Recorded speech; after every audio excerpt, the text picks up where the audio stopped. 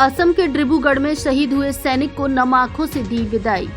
अंतिम संस्कार में उमड़ी भीड़, भारत माता के लगते रहे जयकारे।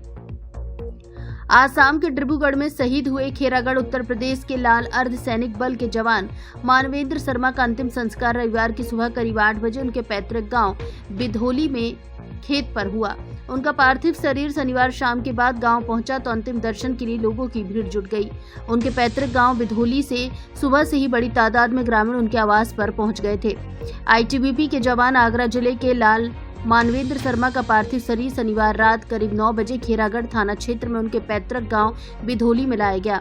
इसके बाद उनकी आवास से ही अंतिम यात्रा निकाली गई। नम आंखों के साथ तमाम लोग अंतिम यात्रा में शामिल हुए और भारत माता का जय घोष होता रहा। इस दौरान देशभक्ति के गीत भी गाए गए। रविवार की सुबह उनके खेत पर शहीद मानवेंद्र शर्मा का सैनिक सम्मान के साथ अंतिम संस्कार हुआ। शहीद जवान की अंतिम विदाई के लिए उनके पैतृक क्षेत्र के लोग उमड़ पड़े। जैसे ही लोगों को पता चला कि शहीद जवान का पार्थिव शरीर आवास पर आ गया है, वैसे ही बड़ी संख्या में लोग पहुंच गए।